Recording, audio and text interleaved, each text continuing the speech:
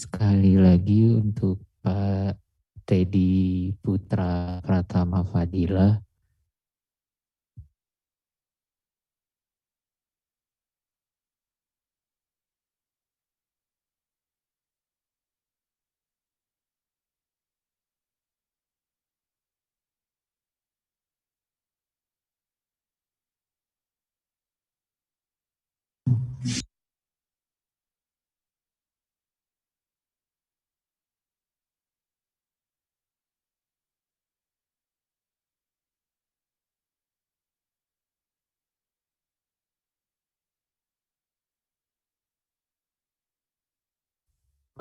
Mohon maaf sebelumnya Pak, tapi cara memindahkan hostnya ini bagaimana Pak ya? Saya tidak mengerti Pak.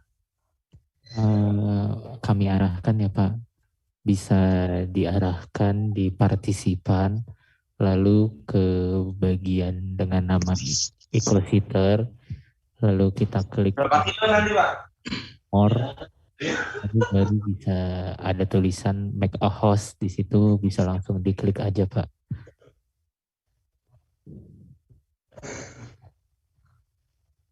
Oke, terima kasih banyak ya Pak. Sekali lagi mohon maaf.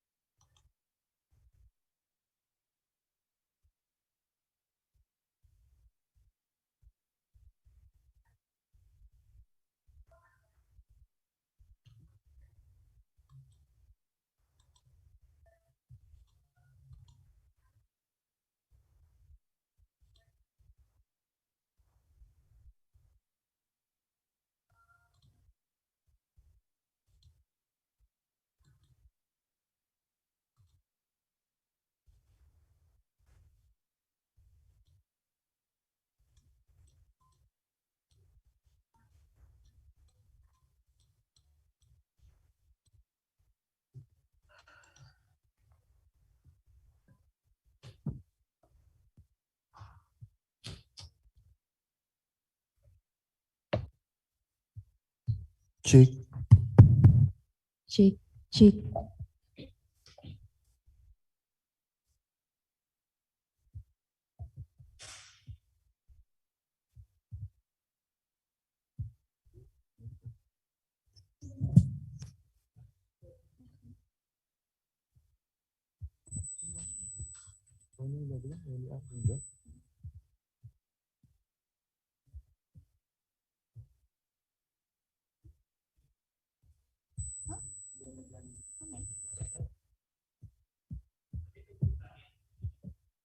Apa bang?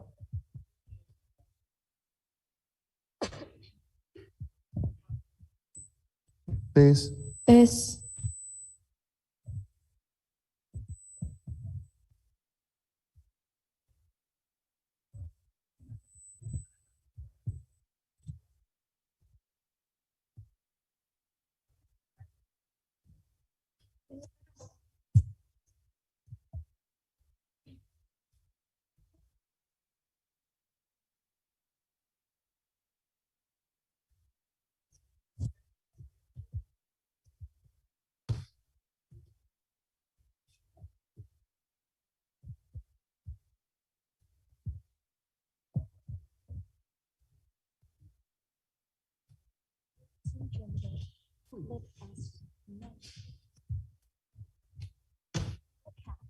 Alright.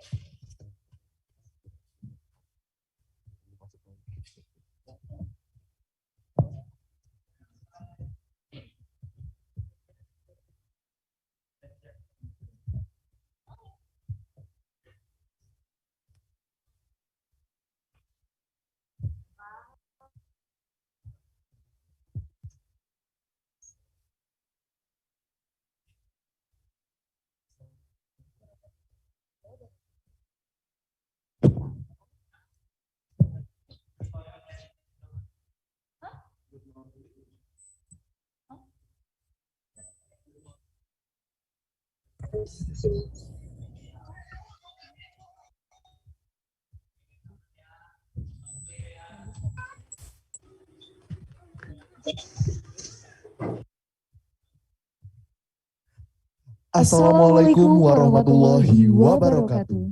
Shalom. Om Swastiastu. Namo Buddhaya. Salam kebajikan. Tabi Tabi pun. Good morning, ladies and gentlemen. And welcome to our rector of Institut Teknologi Sumatera, Profesor Dr. Dr. Andes Insinyur Mitra Jabal IPU, and Mr. Dr. Abdul Rajak, Master of Science, as Vice Chairman of International Conference on Science, Infrastructure, Technology, and Regional Development 2021. And our honorable speaker, Profesor Dr. Ing Hendro Wicaksono, Profesor Yusaku Fuji, Profesor Hadi Susanto, Associate Professor Dr. Hanizam Biti Awang, Associate Profesor Dr. Muhammad Hanif MD Saad, Profesor Dr. Engineering Kuat Triana, and we also like to thank PT Kimia Farma, Gojek, Lampung Geosen Survey, Bank BNI, Yakul, Rias Digital Printing, MUA Helsa, Wira Garden for supporting our conference. Before we begin, allow me to read the main agenda for the second day conference. We will start from the plenary speaker session, parallel session, seminar, and to close the ceremony, we are going to announce the best speaker. Ladies and gentlemen, let us now begin the conference. We are now going to hear the speech from our keynote speaker. The keynote speech will be moderated by Ms. Weni Arminda, PhD. For Ms. Weni Arminda, PhD.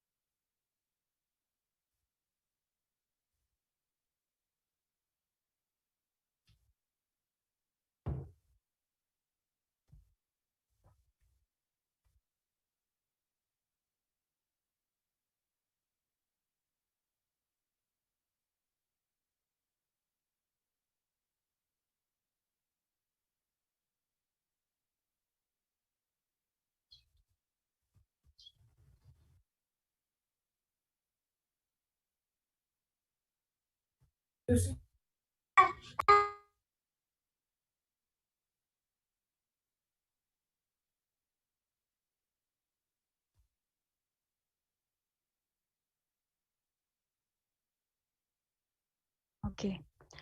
thank you very much for the master of ceremony of this conference session. Assalamualaikum warahmatullahi wabarakatuh. Good morning, ladies and gentlemen. Welcome to the International Conference on Science, Infrastructure, Technology, and Regional Development, Icositer 2021. My name is Dr. Weni Arminda from Department of Regional and Infrastructure Technology, Architecture Department. I will be the moderator of this plenary session. In this session, there are 3 speakers from Malaysia and Indonesia. The first presenter will be delivered by Associate Professor Dr. Hanizam Awang Recording from in progress. University Science Malaysia. The second speaker is Associate Professor Dr. Mohamed Hanif Matsad from University Bangsaan Malaysia. And the last speaker is Professor Dr. Kuat Triana from Universitas Gajah Mada. During the presentation, all the participants are requested to turn on the camera, not to activate the microphone features during the presentation. Participants can ask the presenters by using the Zoom chat box or raise hand. The Q&A session will be conducted all together after all the speakers finish delivering the presentation. Sorry. I would like to call upon our first speaker here, Associate Professor Dr. Hanizam Awang, School of Housing, Building and Planning, University Science Malaysia. I would like to read the background of Dr. Hanizam first. Associate Professor Dr. Hanizam joined USM School of Housing, Building and Planning on 16 April 2001 as a lecturer in Building Technology program. She obtained her first degree from University Technology Malaysia in Civil Engineering, master degree from Newcastle University, and PhD in Civil and Structure Engineering from University Kebangsaan Malaysia. She has some years of working experience with several civil and structural consultant and contractor firm before joining University Science Malaysia. Her current research work are related to building materials, structures, and construction. To Dr. Hanizam Awang, please, the screen is yours. Thank you very much, Dr. Weni. So can I think I share the screen first? Yes, Doctor, sure. Yeah.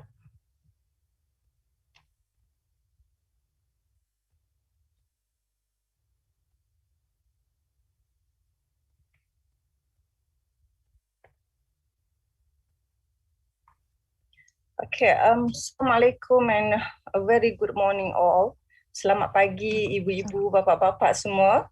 Right, thank you very much for inviting me to share the what we call it the knowledge on the recycled materials in concrete production towards sustainability construction.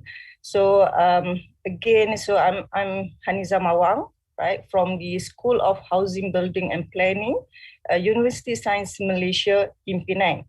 And I hope that most probably that some of you already you have an experience in Penang or in Malaysia. All right. So in general, okay, because now with all the waste material, right? So all these because it is now we have so many waste material that we need to that has been produced by human and industrial, right? It can be from any activities that have no residual work, right? So and then and based on the data, the world generates about 2.01 billion of solid waste annually, and this amount is expected to grow to 3.4 billion tons by 2015, right? So we can see that this is a very huge amount that increasing year by year, right? And this material normally will be discarded in landfill, then and definitely it will cause this the severe economic and environmental crisis. Zoom. And therefore, right, the interest of recycling of waste material has become, I can say that it's become a global interest recently. So it can be, it's not just for the concrete, but because my area is on concrete, so I will focusing the recycling material on the sustainable construction towards the concrete application. Okay, right, and then because of that, the technology development of the different fields and modern lifestyle have also increased the energy consumption and the amount and the type of waste, right?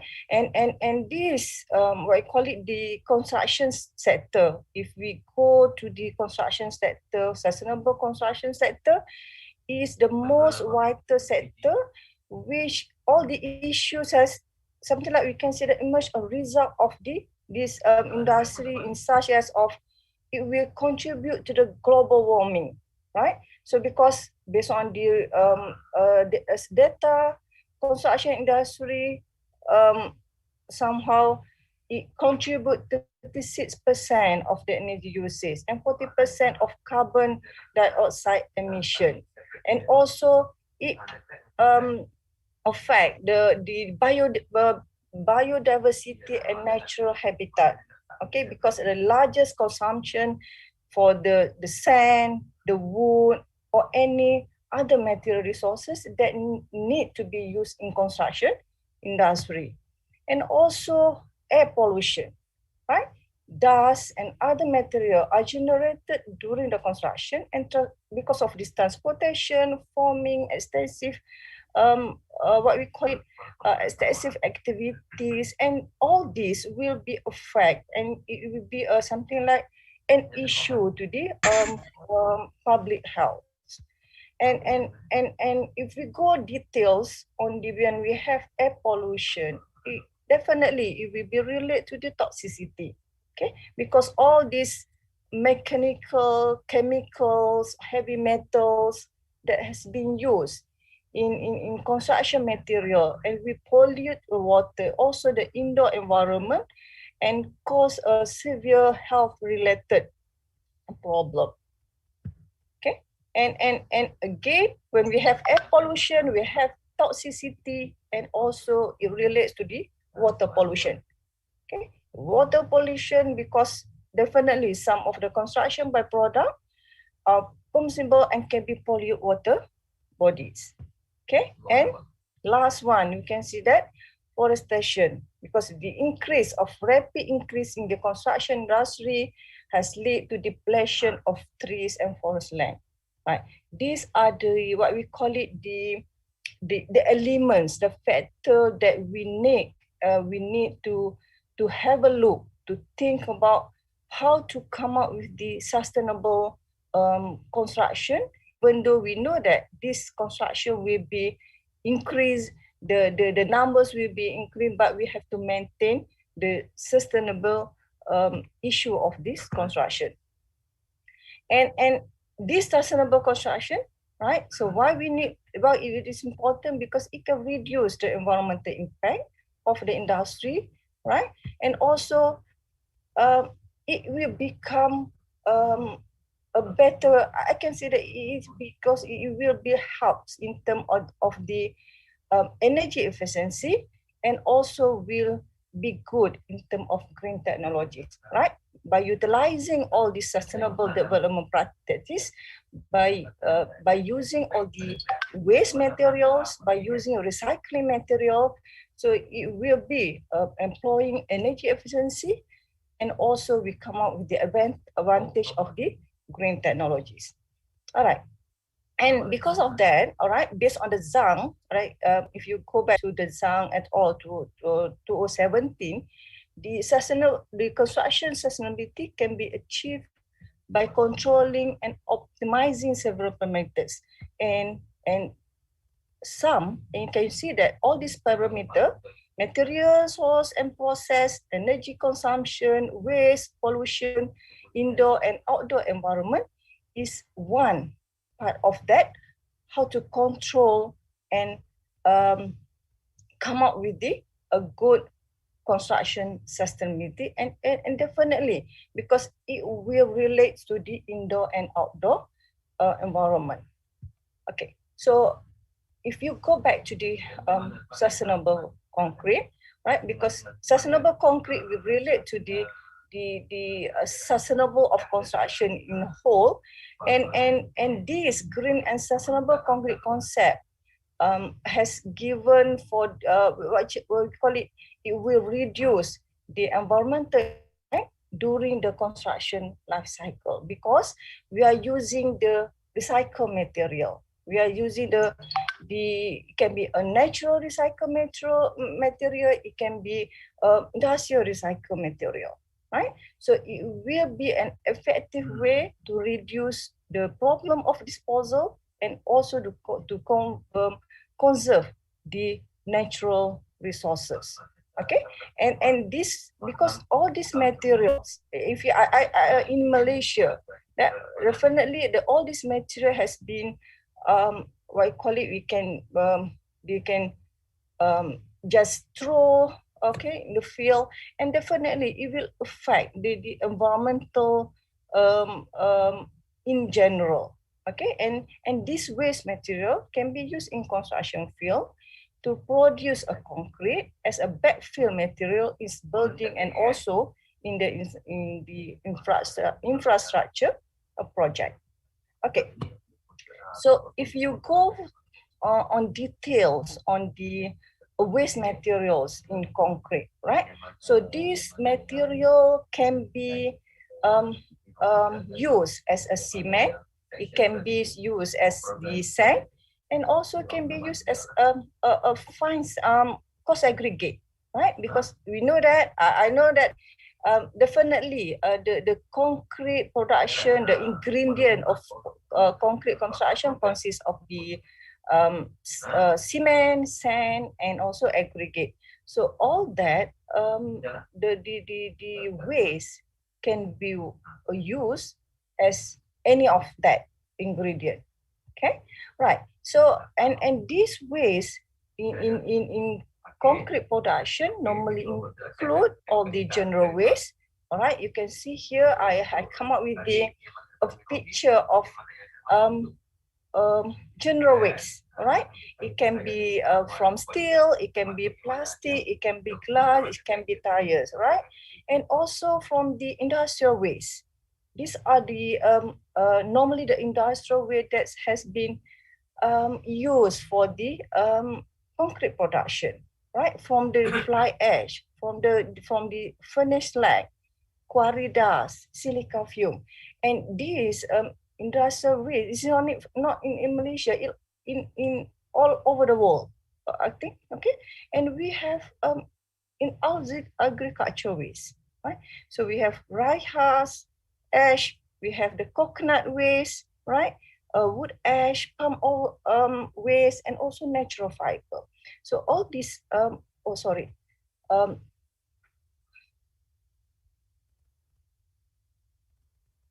okay. I lost my screen, hold on, okay.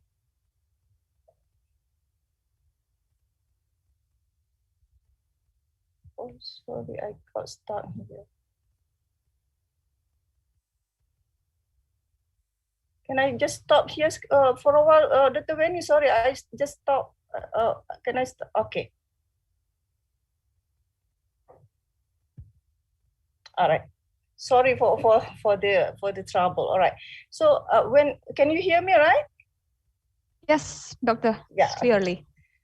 Okay. So for the agriculture waste, you can see that we have. I think it's similar in Indonesia and Malaysia. We have a similar agriculture waste, right? We have coconut. We have what you call it? We have palm oil industry. So the waste that we have in Malaysia and Malaysia and Indonesia is the same thing. Industrial waste also, right? So all this material can be utilized to produce a good concrete production and to come up with sustainable building materials. Okay, and these waste materials actually in concrete will directly influenced by the waste type. All right, it can be from the properties, it can be from the amount of the material used, and also it can be from the process. Because let's say you have the palm oil ash, right? So if you grind that the ash, all right, to the similar size of cement, so you can use it for the cement replacement. But when you grind it with the same size as sand, so you can use it as a sand replacement. So it depends on the process of what I call it pre-process of the waste material, and definitely it also depends on the properties and amount. What is the percentage that we're going to use? Because normally for the agricultural waste, so we cannot have 100% replacement of cement because of some weaknesses in the properties of that material. So this is something like the research need to be done to come out with a good material by using all these waste, especially on the agricultural waste. All right, and if you see here then, right, from the waste materials, so there are impact and uses and also the application. Okay, it can be from the, let's say from this table, you can say from fly ash, right? It can improve the mechanical properties. It can improve the fluid transport, reduce the workability, and it can be used as a cement and sand replacement. So and also for the silica fume, this is all the industrial waste, and industrial waste is good for the cement replacement because of the properties of materials is similar with the what we call it the cement. Okay, and for the quarry dust also, right? Steel slag, okay, tire. Okay, so the waste of tires, something like it can reduce the mechanical, and durability properties, but it will increase the impact resistant and improve sound and thermal insulation, because not all the material that we use is good and come out with something like we come out with a good properties, but somehow it will reduce the mechanical, it will reduce the strength, but it will give the impact in terms of what I call it sounds, good in terms of thermal insulation, because when we have the replacement of different of material that has low density, definitely it will reduce the density of concrete. When we have a low density of concrete, what will happen? Definitely it will give you a good thermal materials, okay, in terms of the sound, in terms of thermal insulation, right? So and definitely it will benefit in different way. So in terms of energy efficiency, so it's not just on the physical and mechanical properties, but also on the thermal performance of the materials, right? And here also for the rice husk ash, for the waste glass, okay, so it gives a different impact, uses, and also the application. All right, so when if we go a bit details on the palm oil industry, okay, because my area, okay, because I'm more on the sustainable material, but focusing on palm oil and on also the lightweight materials, but looking not only on the mechanical properties, but also in terms of the energy efficiency, on thermal performance of the material. If we go to the palm oil industry, and definitely it is not in Malaysia only, it is in Indonesia also, right? So, but I'm focusing here more on the Malaysia industry. The most prevalent industry in Malaysia and the world produce about 240 million tons of biomass based on the palm oil industry. And in Malaysia alone, it produces about 80 million tons of dry solid biomass. Okay, result of this, what I call it, industrial process of palm oil industry. So it comes from the fiber, it comes from the ash, it comes from the shell, also in empty fruit bunches. So all these materials, okay, from the fiber, from the ash, from the shell, right, or also from the empty fruit bunches, it can be used in the concrete composition. All right. So because we know that the fiber, it will help in terms of the flexural strength of the concrete. Right. Ash can be used as the cement, or it also can be used as a sand replacement. And shell of the concrete of palm oil industry can be used as the aggregate. Okay. So all the element that already in the palm industry can be used and come up with the what I call it, a good material for the concrete.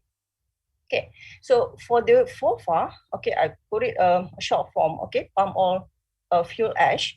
Right, it is sometimes it's in a darker color, right? So it's an agro waste material that produced as a byproduct from the burning of palm shell and bunches to your energy. And normally this FOFA will be just dumped or throw out. Okay, so it sometimes because of the lighter particles of the ash, right? So it is not good for the health, and also it's not good for the environment. So about 12 million tons of FOFA annually produced and usually disposed, all right, in the landfill, resulting in the environmental problem, economic, and also the health problem. All right, so, but like what I did mention before, the chemical and physical properties of FOFA will influence by the different parameters. It can be from the source, it can be from the heat temperature, or also from the treatment. Okay, and generally the specific gravity of FOFA is 2.6 to 1.65 kilogram per cubic meter, and the color is a little bit dark gray or to black, right? So I don't know whether you have gone through the research on the FOFA, but Dr. Wendy did that for her PhD, come up with the FOFA, the process of doing FOFA, and to produce a block. All right. Okay, and this is the parameters. If you go details, this is the parameter for the FOFA that good in terms of pozzolanic material. And this, what we call pozzolanic material, is material that normally is material for can be a replacement of cement, right? So we will enhance the strength of the concrete, all right? And the treating FOFA will be increased by heating, increase with the silica content and fineness, increasing the pozzolanic activity. So the more fine size of ash, so it will give you a good or increasing the silica fume content, and also it gives you a good pozzolanic activity. All right. So based on the FOFA in concrete, right, so it has been widely used. It can be used as the and normally it has been used for the cement replacement because of the pozzolanic reaction that give you the what you call it, the advantage to come out with the cement replacement, and give you a good strength, and also it will something like reduce the density of the concrete. So when it comes to the density of concrete reduce, so it will help you in terms of thermal performance. Right. So for the cement replacement, So I think I have mentioned on the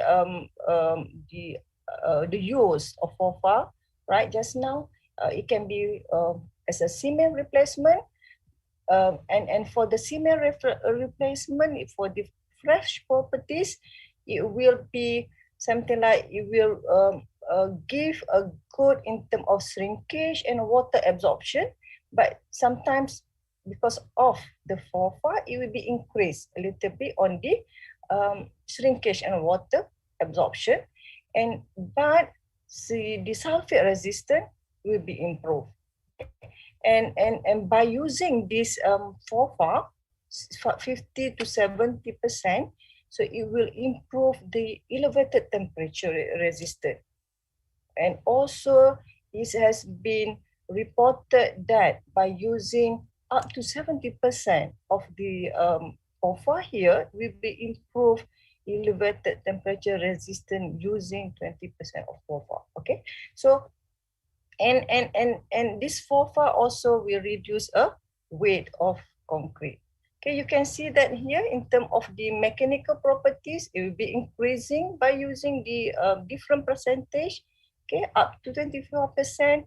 And definitely when we have we replace it by the with the cement, so it gives you a cheaper concrete compared to the normal by using a cement. Okay, right. So you can see here that by based on the replacing that 20% of FOFA with the what call it in construction foam concrete, so we have come up with a block, right, and cast it and come up with the small model house, right? So and test that, okay, test the house in terms of the temperature inside and outside of temperature, and see the energy efficiency of the materials. And we compare it, when we compare it with the FOFA, right, and with the clay brick, which is the clay brick is a good thermal resistant, is a good one, and the normal concrete, so the FOFA with the 25% give a indoor temperature. It's a good in terms of the indoor and outdoor temperature. So it gives an indicator that by using the FOFA as a cement replacement, it will come up with a reduction of temperature inside the building. So somehow it will reduce the energy efficiency of the building, and definitely it is part of the sustainable construction, and it will solve the issue of energy demand. Okay, and for this FOFA as the sand replacement also, right? So in terms of the fresh properties, it will improve slightly the sulfate resistance, and it'll improve the elevated temperature also, and it increase the strength of the concrete when we use it until the 40%. So it is a good sign of the, what I call it, the advantage of FOFA in the concrete industry. And in terms of durability, right? So all this, okay, water absorption, permeability, capillary absorption of the foam concrete also improve by using a FOFA as a sand replacement. So so you can see that from the graphs, they are increasing from the a different percentage of FOFA use, and we can see that by using 40% compared to the without the FOFA, so it will give an indicator of the contribution of FOFA in the as a sand replacement. Okay, and in terms of the durability properties also, okay, so in elevated temperature resistance is also improved gradually using the FOFA as the sand replacement.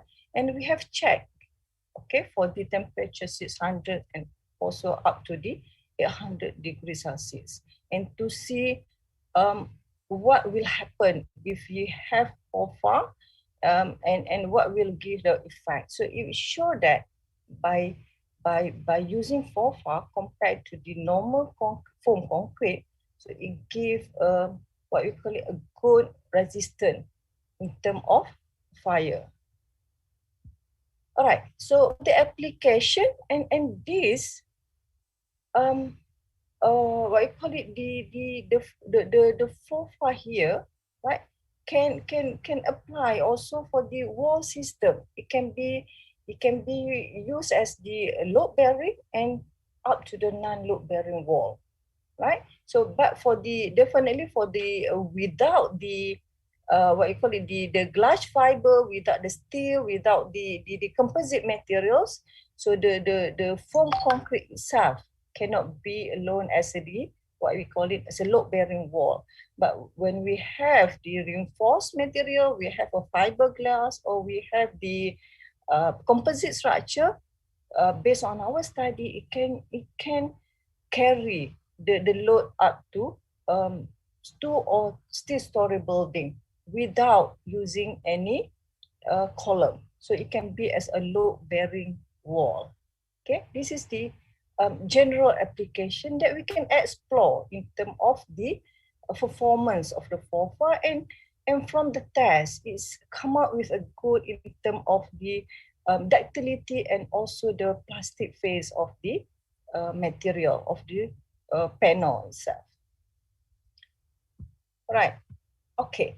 And also, if you look into the when we use FOFA, right, as the raw material and combine it with the silt from the water treatment plant, right, and do the process of what we call it, the sinter process, plus the alkaline activator, because when we have silt and we have FOFA, but we need a alkaline activator with the help of lime, so we can produce a good artificial aggregate, right? So you can see here that this aggregate has been tested, and it's comparable with the artificial aggregate that has been used as like LECA. So it can be used and can produce a good aggregate for the concrete. And the strength that has been tested and based on the test, so it gave a grade of 25 or grade 30 of concrete. So it showed that by using this waste material, agricultural waste material in the concrete production, it gives you a benefit. It's not just for the mechanical, but also in terms of energy efficiency. All right. So and for the any other recycled materials, like here, what we have, it also can be used as a roof tile, right? So this is from the paddy field, okay, from the, what you call it, jerami. You know jerami, right? So it can be, we call it as paddy straw, right? So it can be used also for the composite tiles. And from that composite tiles, it has been proven that when we test it for the indoor temperature, so it gives a good indoor temperature compared to the concrete tiles that is normally used, right? So these are the benefits that we hope that it can be explored more to come out with a good material that can be used for this sustainable construction. So as a conclusion, right? So definitely in recent years, the interest of the sustainable development is significantly increased, right? Not only in Malaysia, Indonesia, or any other countries. We are looking for the sustainable development. And because this construction industry is responsible for the huge carbon dioxide emission, right? Because of the natural resources, exhaustion of natural resources, and also many other environmental and economic problems. Okay, and the recycling material in concrete production is an effective way to achieve sustainability in construction industry by using this various type of the waste material as a concrete and also as a filler replacement in the production of concrete. Okay, by using the fly ash, FOFA, silica fume, so it can improve the concrete performance up to the certain limits, and also it can produce a lightweight concrete for the block. It can be for the pavement or can be for the architectural application. So with that, thank you very much. So I pass back to you, Dr. Weni. Assalamualaikum warahmatullahi wabarakatuh. Waalaikumsalam warahmatullahi wabarakatuh. Thank you so much, Dr. Hanizam. So actually, Dr. Hanizam was my supervisor during my PhD in University Science Malaysia. So we know for a long time, right, Doctor? Yeah. We have been lama tak jumpa, Doctor. Almost 1 year. Yeah. Or Yeah. maybe. Yes. So actually, in this session, I would like to combine all the participants or the Q&A session at the right after all the speakers delivered this the presentation. But I'm not so sure. Is it Dr. Hanif already joined us or not?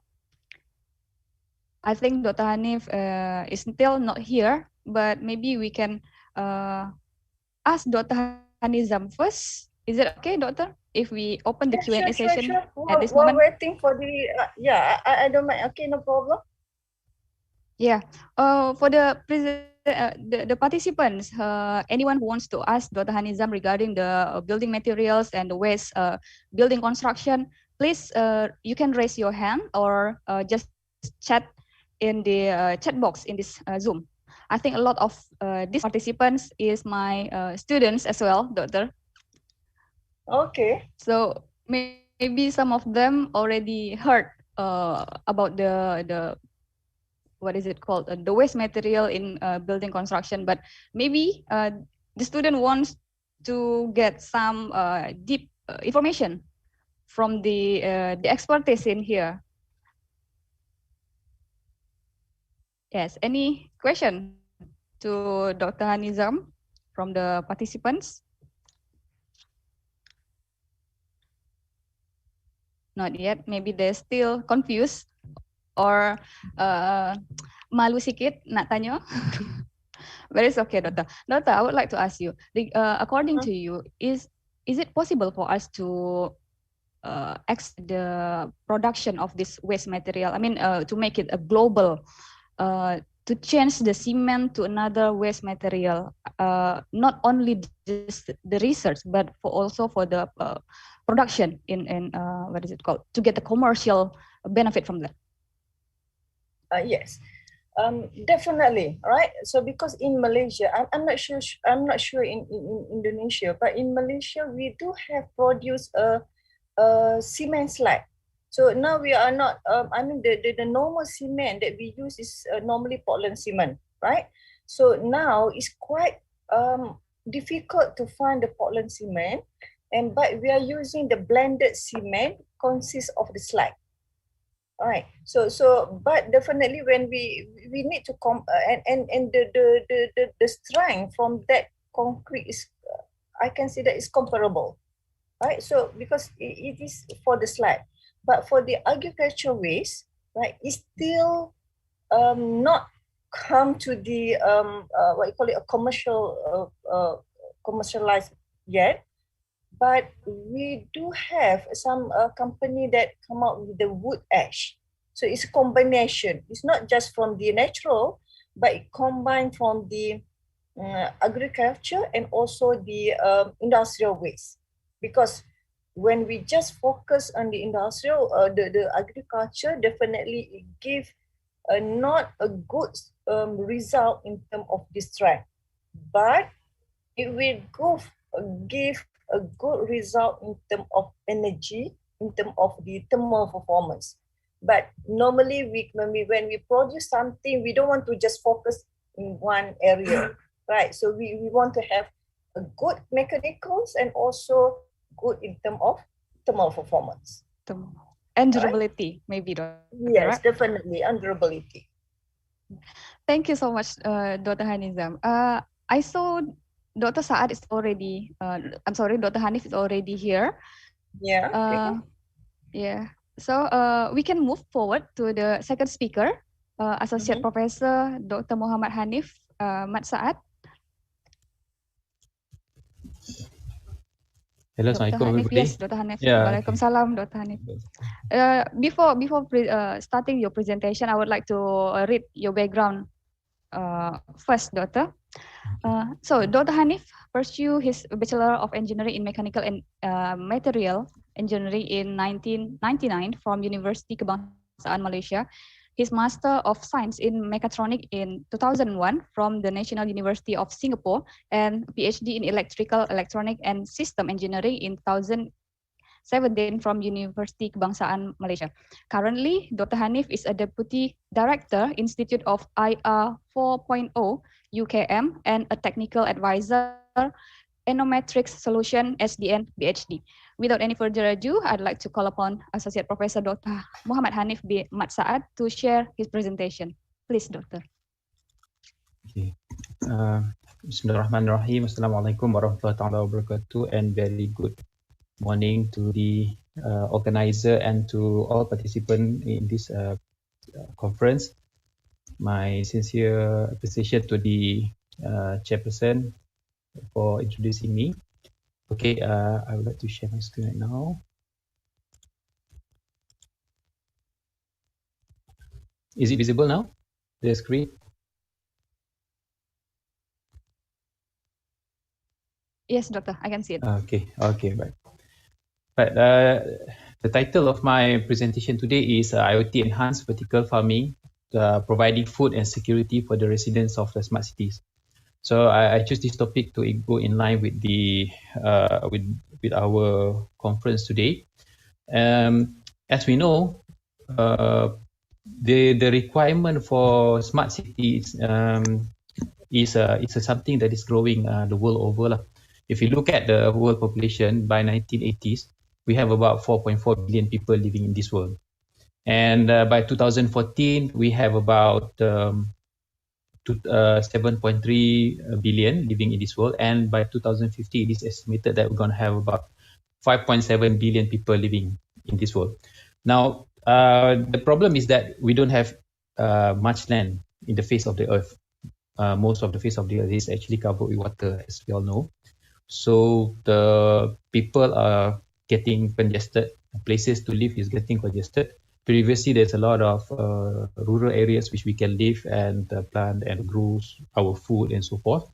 But as we are progressing along from 1980s, 2015, 2050, we see that the population of people who lives in the city is getting bigger and bigger by day. So as you can see from here, 39%, 54%, and 66% growing. And we can estimate that this will also increase further in the future.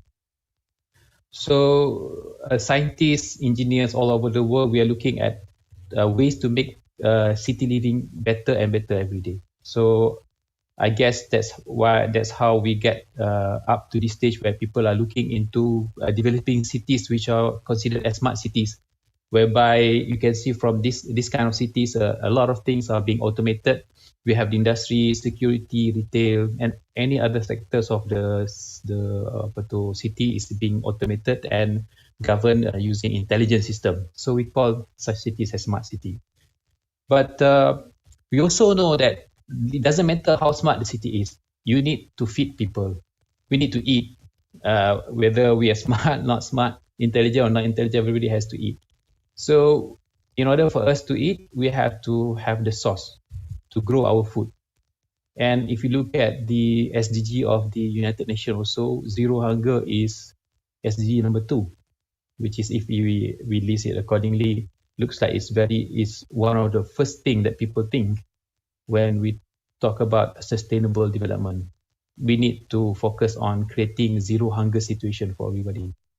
So for us as a researcher, when we do our research, Of course, we are focusing on some the core focuses. Sometimes we focus more on fundamental research. But let's say if we want to have more opportunities for funding, we want to have more opportunities to contribute immediately or quickly, we should align or we should look into the possibilities of transforming or translating our research into something which is required by society, which is required by our country for the time being.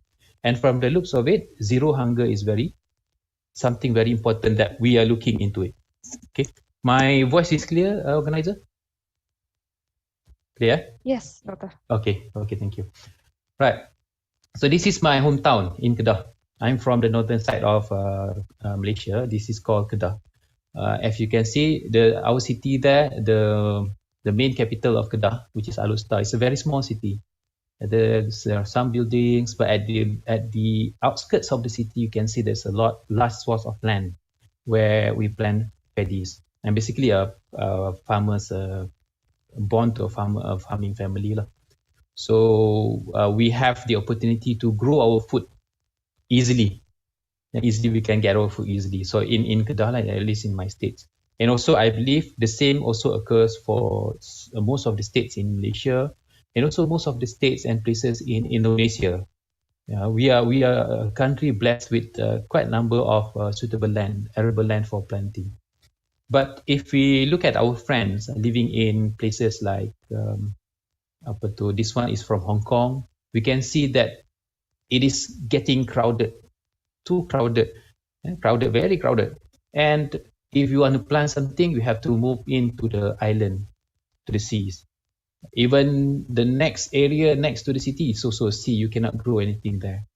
So for this kind of people, providing food security or providing food supply for its inhabitants is a big challenge. They don't have enough arable land for planting. And even if I go back to my city in Alor, during normal condition, getting food is not a problem.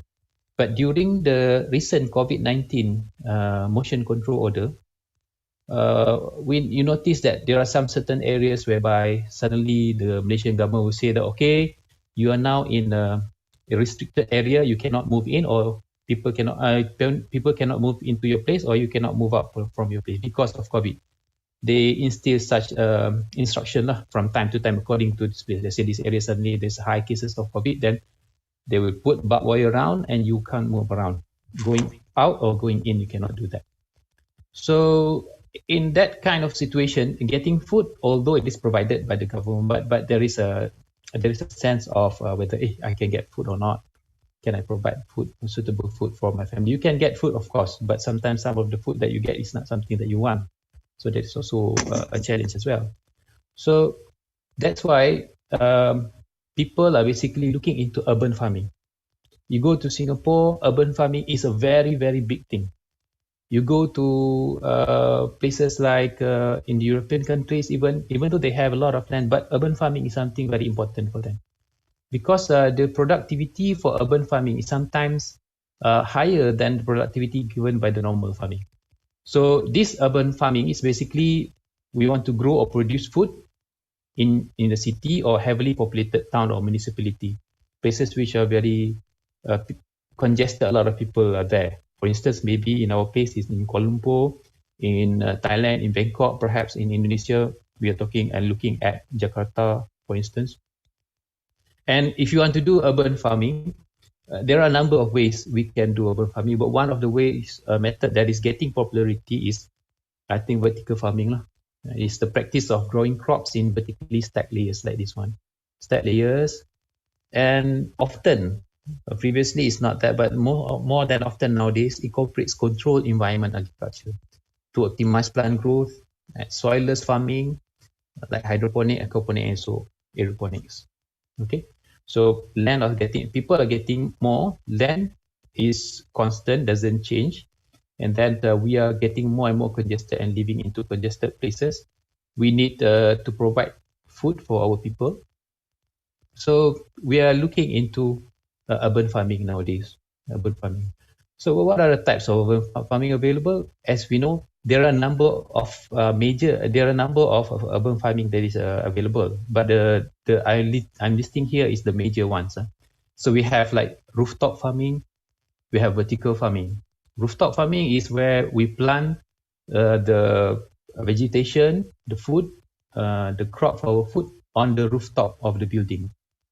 Okay, this rooftop farming actually has several benefits, and one of them is also reducing what they call as the effect of urban heat island, because it makes the building cooler, so the urban heat island effect become lesser. If you go to Kuala Lumpur, if any of our friends here go to Kuala Lumpur, for instance, there is a very high chance that you're going to get into rain in Kuala Lumpur in the afternoon or in the evening. That is because the effect of the urban heat island. The heat generated goes up, pulls the cool air from the nearby mountain range, and then it forces rain in the evening in Kuala Lumpur. So for myself, I usually avoid going to Kuala Lumpur during evening because there's a lot of rain and there's a lot of high possibility for flash flood. So the other options is doing vertical farming. These are the spaces that is available. If you look at this area, there's not many spaces available. Not many spaces. So only the roof, either you can plant it on the rooftop or you can plant it inside as a vertical farming. So the vertical farming thing can be done either you want to do indoor vertical farming, we plant inside the building, or you can do outdoor vertical farming. And for both cases, there are two types of configuration, whether we want to go on the industry level or we want to go for residential level. So in the indoor vertical farming, industrial type and residential type, this is just some examples. You can Google that. And outdoor vertical farming for residential and industrial type. But again, when we talk about outdoor vertical farming, the area is also very restricted.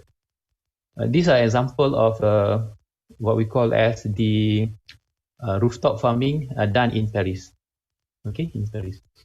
So this is, it looks like a normal farm, but it's actually on rooftop. So this is indoor vertical farming on the industrial configuration. And this is an indoor vertical farming done by Aero Farms, one of the largest firm that is focusing on indoor vertical farming. They claim that it can produce more than 400 times the yield of normal farming method. Of course, if you look at it, maybe they can produce that because for the same amount of footprint here, you can have stacks and layers of plant or vegetation that can be planted. And of course, this kind of farming, it's very beneficial because it provides a controlled environment.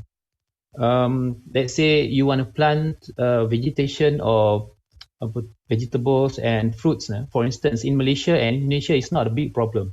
Why? Because we have very favorable climate outside. We don't have the 4 seasons type of climate. So you can plant those vegetation all year long. You go to the United Kingdom or the USA, during winter, we can't plant anything. Okay. So, but in our case, there will be about 4 months, 3 months of no vegetables or something if we are totally dependent on outside vegetable. But in a controlled environment like this, fine, we can get a lot of that. So these are the industrial settings. Then this is one example of the indoor vertical farming. Can you imagine that this one? We can plant trees in the Saudi Arabia, we can plant trees in Siberia and so forth. And this is more on the residential type. This is indoor residential indoor farming, and this is outdoor residential farming. If you look at this guy, this is actually a picture I took from Indonesian newspaper. This is in Jakarta. So people are doing in the vertical farming, outdoor vertical farming during the COVID motion control order. And this is more like the type of indoor vertical farming.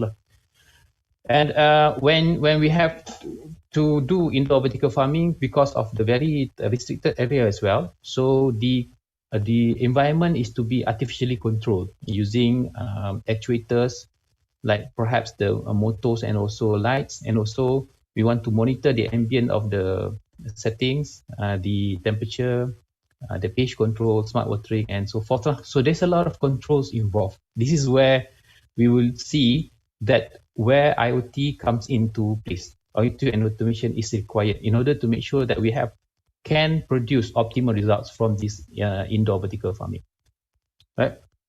And the use of indoor vertical farming is projected to grow in the world 2019 4.4 billion market.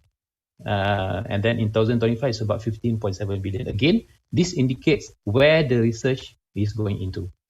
Okay, so when you do indoor vertical farming like this one, I have this one, the control of the system to mostly if you use the normal network, so from your device to your indoor vertical farming unit, you have to be in the same network.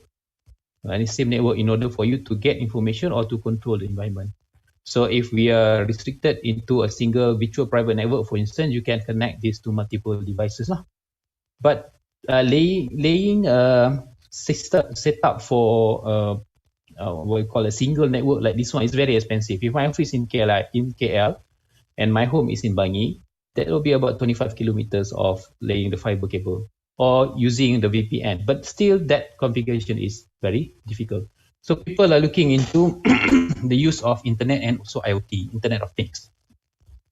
By internet, we have a multiple network rather than we are focusing on a single network like this one. We have multiple network interconnected together, and the communication are between this device to the other side. But again, we're facing with another problem. We have multiple units of indoor farming. So how are you going to connect them? How are you going to connect to the indoor farming? So by normal networking infrastructure, each of these units will have to have its own IP address, unique IP address, so that I can control them from outside. And we know that by 2020, it is projected that there will be 50.1 billion of devices available on the world. And if we were to assign individual IP for each of those devices, we need to have 50 billion address, unique IP address, 50 billion unique IP address. And the current configuration that most of us use, especially in Malaysia, we're using IPv4. So with IPv4, you can address a total about 4.3 billion only. This is 50 billion. You can only address about 4.3 billion. Unless we move to IPv6, which we can have these 340 undecillion possible addresses. This is big, but it is not yet implemented.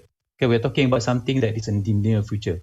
If we have this solution right now, so this problem will be solved immediately. But unfortunately, we don't have that. So we're still relying on IPv4 technology. So in doing so, what we do is that we arrange the system in such a way that the indoor farming module does not have a unique IP address.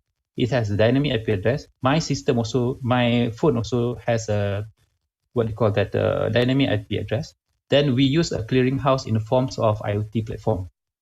So we use a cloud-based IoT platform. So only the cloud-based IoT platform has a unique IP address so that this guy can push the data here. I can pull the data from here. I can also push instruction there, and the unit can also pull the instruction from there and execute it accordingly.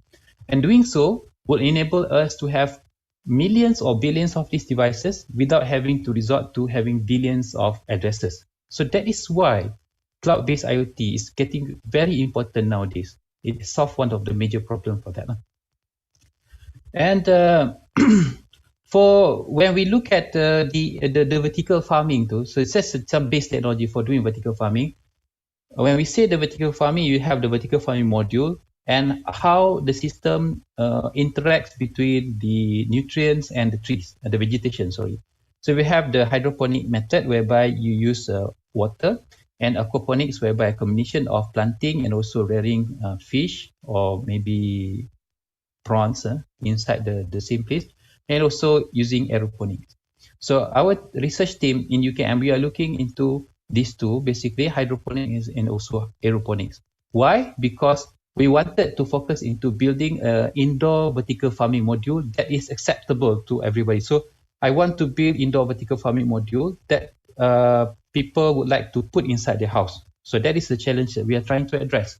So we are focusing on aeroponics, and some of our team members is developing the aerogel, which is the media which you attach the vegetables to. It's like a gel. It's like a gel where if you put water to the gel, you will retain water in that gel for a very, very long time, and sufficiently you can grow vegetables from there. But it's not suitable for all vegetables. We are doing research on that.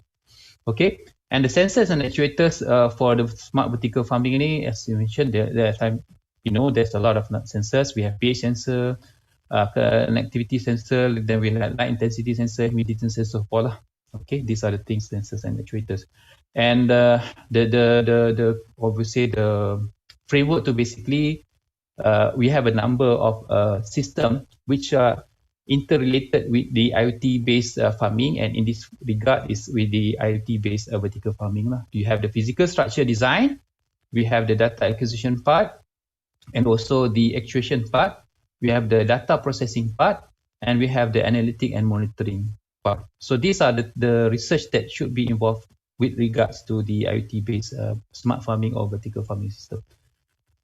Okay, one of the most important thing that our team looks into is basically if you have the vertical farming module, I'm in my office, my vertical farming module is in my house. I want to make sure that it is not being breached or it is not being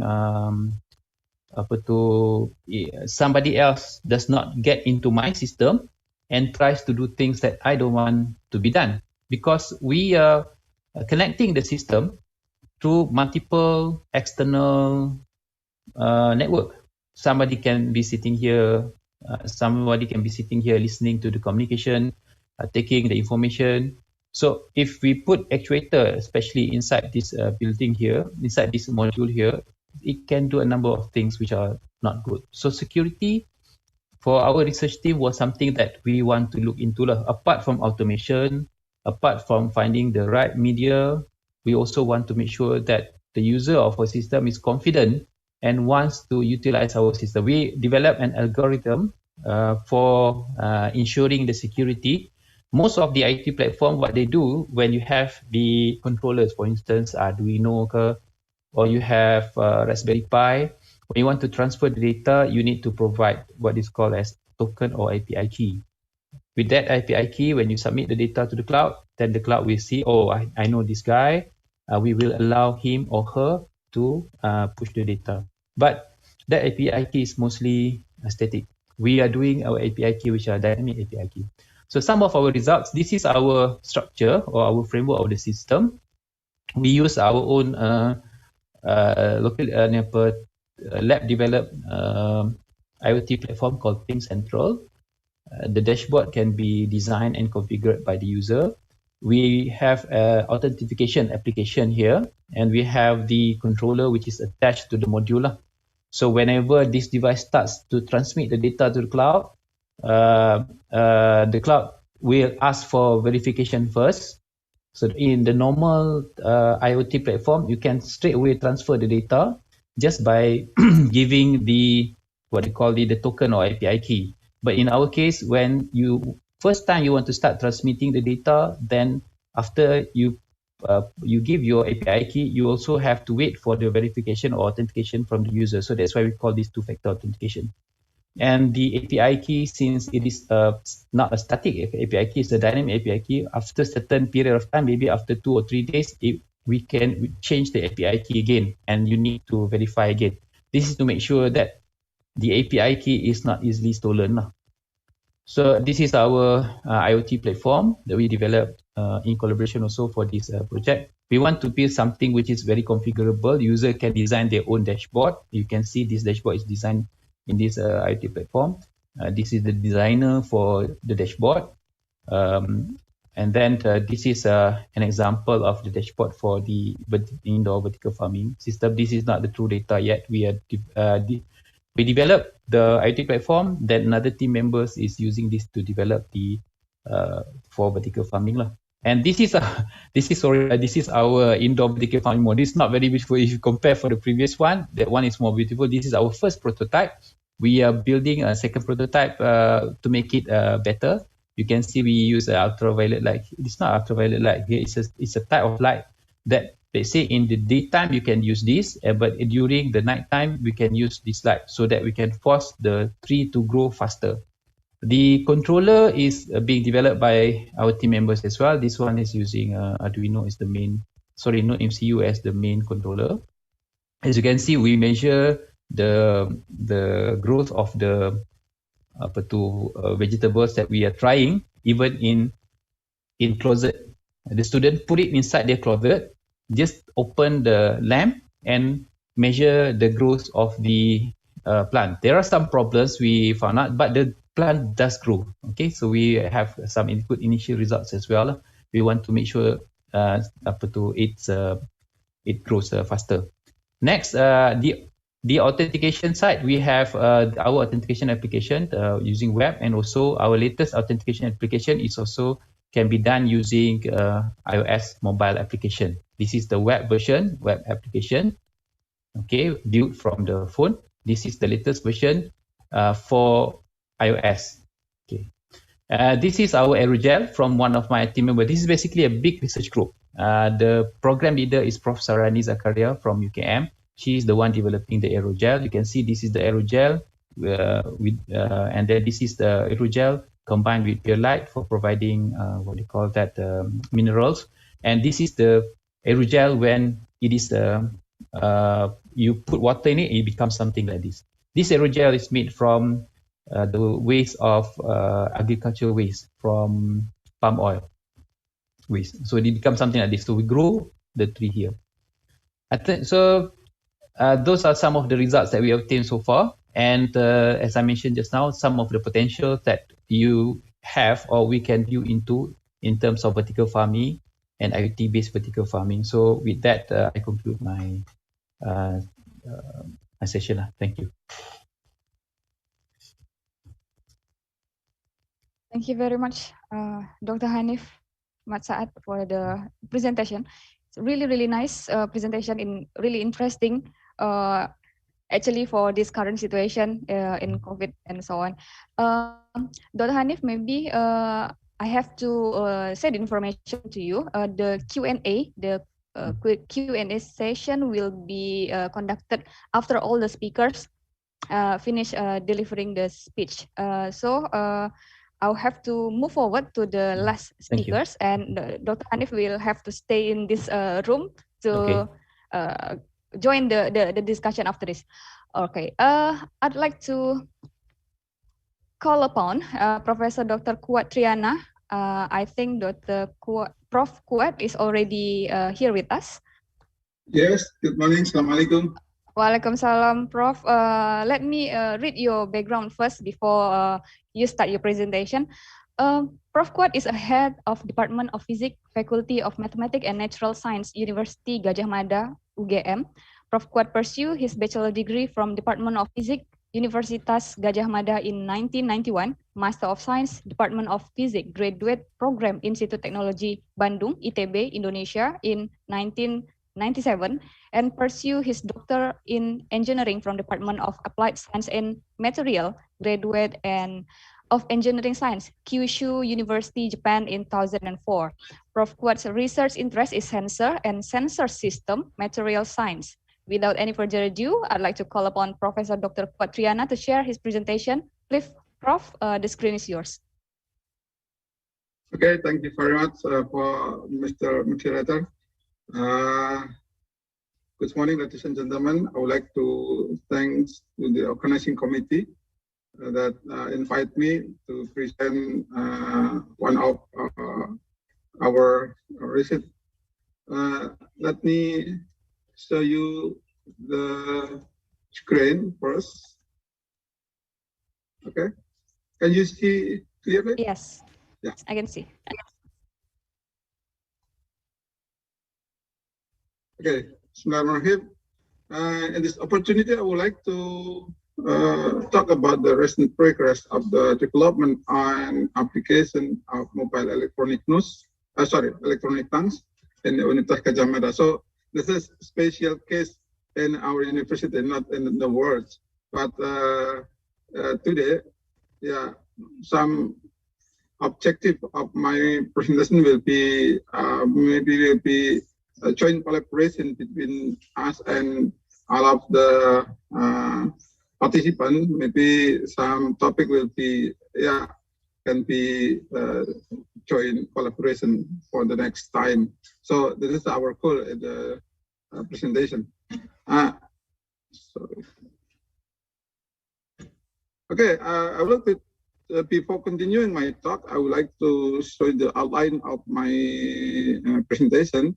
The first one, I would like to talk about the working principle and maybe some application of electronic tongue in general.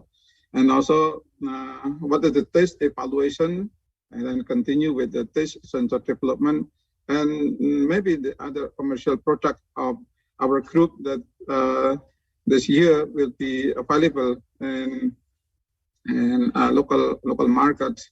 So let me start with the application of the electronic tanks. This is the motivation of our works. And last 5 or 6 years ago, we have been developing the electronic tank, start from zero. So the motivation is like this.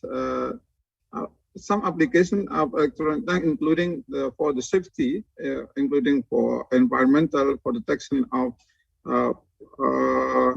poisons material, and also for water quality analysis.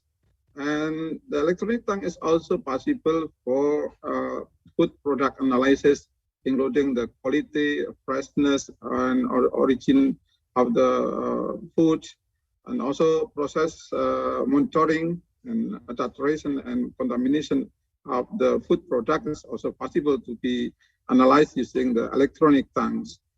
The new fields in the application of electronic tanks, including pharmaceuticals, including herbal medicine, and in biomedicals is possible, including for biological fluids and in vitro and in vivo analysis. That's also possible for using the electronic tank. And the last presentation, I would like to show you about some application of our electronic tanks, and especially this is the low-cost electronic tank. Why? Because we are developing the low-cost sensor system or sensor array that is also possible and also durable for mass production in our country, in Indonesia. Okay, I would like to continue with specific application of an electronic tank, for example, in a drug-related field, and especially for formulation studies, including the start from the formulation consistency and uniformity of the drug-related field is also possible for formulation, and identification of flavor, then taste and odor masking. We use sometimes taste and odor combination between electronic tanks and electronic nose.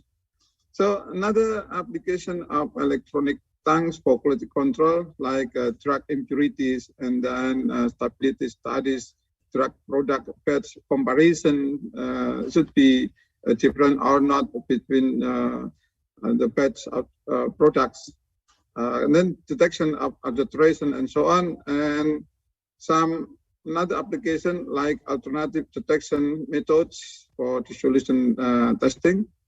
The electronic tank is also possible for monitoring of encapsulation efficiency, and also test making efficiency, and then drug discovery, synthesis in reactors, and so on. So I think a lot of application of electronic tank that motivate us to do or to produce the most mobile electronic tank in the future. So let us start with the evolution of the electronic tanks. Start from the earliest electronic concept, first model. This consists of first multi-sensor application for this one is a first multi-sensor application for liquid samples, and then continue with still in the early electronic tanks development and concept. This is the first benchtop experiment test sensor system, and then in 2000 kilo per mark commercialization of the benchtop electronic tanks also available, and this is a start from the spreading of the benchtop electronic tanks. The next is 2010 application of hybrid electronic tanks and miniaturization of electronic tanks. A hybrid here, it means the combination between other techniques like electronic tank and electronic nose, electronic eye, electronic ear, and so on. So we can combine many sensing system to make some specific application or in general application. And then right now in 2010 and 2020 and 2021 and 22 and so on, there will be AI-based assisted portable electronic tongue. So it is also the challenge of us to be follow the trend of development of electronic tongue right now. So this one is electronic tongue working principles actually is very simple. It is inspired by biological recognition in which information is gathered with the use of array of non-specific sensor in the tongues, and the data is subsequently processed in the brain. Number 1 is consistent with number 5 for the electronic tongue. Number 2 in human tongue is consistent with the number 6 in electronic tongue, and number 3 is related to the measurement system of the electronic tongue, number 7. And then for the human tongue, it will be processed by using the brains and then resulting the classification. It is similar to the electronic tongue. The data will be analyzed both by statistical analysis or by the artificial intelligence in general. Then we have a classification of some samples like 5 taste sense material, like material for sweetness and umami and bitterness, sourness and saltiness is also possible. It's very easy right now for differentiate between these very different material. So the electronic tongue, similar to the human tongues, use a chemometric method, this one, and artificial intelligence to achieve a similar goal. Like so, electronic tongue can be used for discrimination of samples, identify or quantify of the samples. It's so possible. It means that we may have a qualitative and quantitative of electronic tongue of the sample is also possible by combination between the sensor data and the chemometric methods. And again, this is the similarity between the electronic tongue and human tongues. I think the mimic human taste is advantageous in situation, not all situation. In some situation, what human expert panels cannot or should not be applied because of one process indication condition. As in the case of automatic process control, especially on the industry scale and for a long time, so it is not possible using our tongues. Also, the second one is the questions are extremely conditioned sample. This also should not be applied using our tongue. And also, repetitive testing of drug and pharmaceuticals also danger for human tongues. Another reason is for economic reasons. Definition defined in the term of time and financial expenses. Also, the use of electronic tongues more suitable rather than human tongues. This is some reason why we are using the electronic tongue in industry and many applications, as I mentioned before. So this is the next example of commercial electronic tongue in the world. Then the first electronic tongue that became available on the market was constructed by Professor Toko and co-workers from the Kyushu University, Japan, that I was studied from this same university. This is the commercial one, and sorry, the price is very high, and this is not available in our country because the price is still very high. So from the condition, we are developing the low-cost sensor array like this one. This is a you can see here. This is the this one is sensor array of the electronic tongue like this one. So a lot of sensor that we can manage and install together to make a sensor array. But we make a simple and low cost for electronic tongues by using PVC board with scheme of circuit for 10 or 8 sensor in one piece and made with epoxy conductive shell per piece in each side. So finally, we protected with an acrylic resin for waterproofing, like this figure. This is an example. And the shield holes for the lipid polymer membrane application is also very easy to produce. And then these are the main material for making membrane or some specific sensing characteristic, including the combination between PVC, like PVC, as I mentioned before, for matrix, and then plasticizer, a lot of material for plasticizer, and it is not difficult to find in the markets.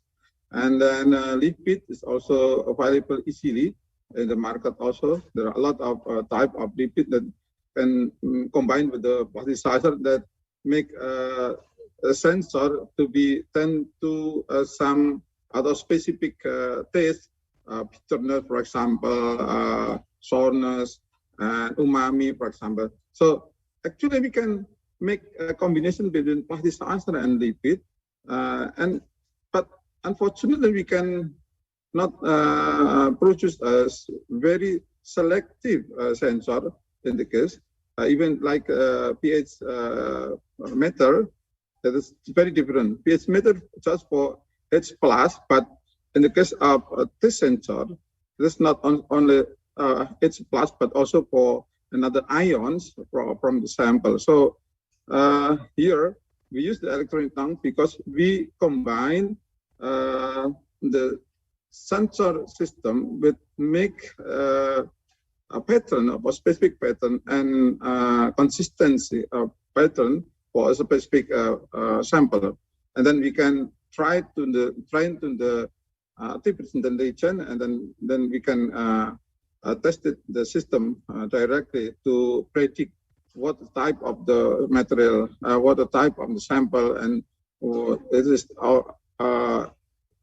is origin from the origin of the sample and so on.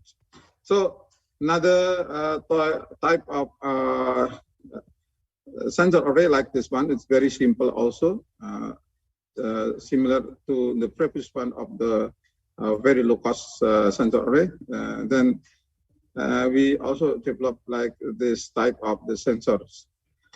And then actually we developed first our electronic tanks with the low cost sensor system published in 2018 and in Journal of Food Measurements and Characterization like this one.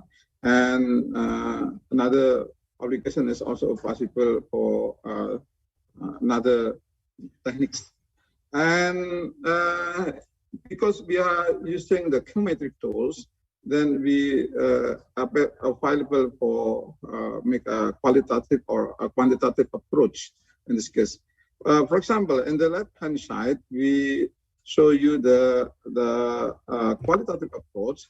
We make or we use the geometric tools like principal component analysis like this one. So by non-unsupervised techniques, but we use the unsupervised technique. We sometimes use many models like LTA, linear discriminant analysis, and then super vector machine, or even the artificial neural network is also possible for supervised techniques like this. So the analysis is very easy, and we are also developing the software for analysis in our group. So we just analyze directly from the measurement, and then from the analysis, and then the result will be valuable directly in the short time. So Another possibility to have a quantitative approach, like using PLS, partially square, like this one.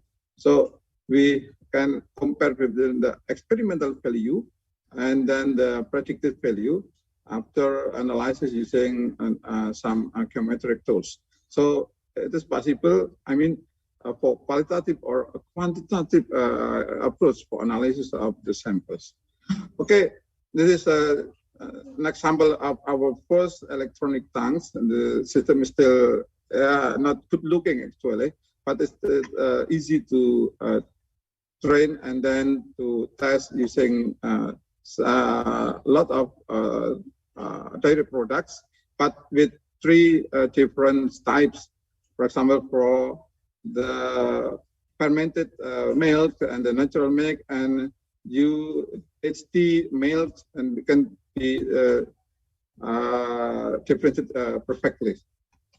And then this is another example of our electronic tank for fast authentication of Indonesian seafood coffee or kopi luwak. You know that coffee, the price of coffee luwak is very high, and compared to another coffee in the world.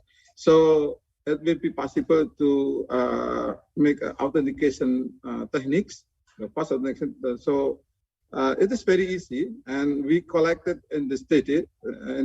We collected kopi luwak from many factory, and also 5 high-grade Arabica coffee bean from and the many plantation also from any factory. And then we analyze, and this is the result.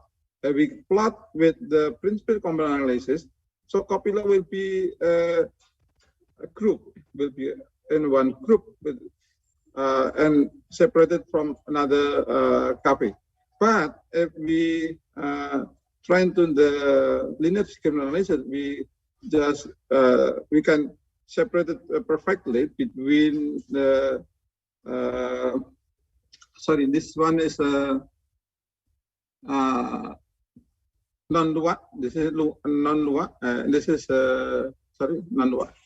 This is non-luwak, and this is luwak. Yes.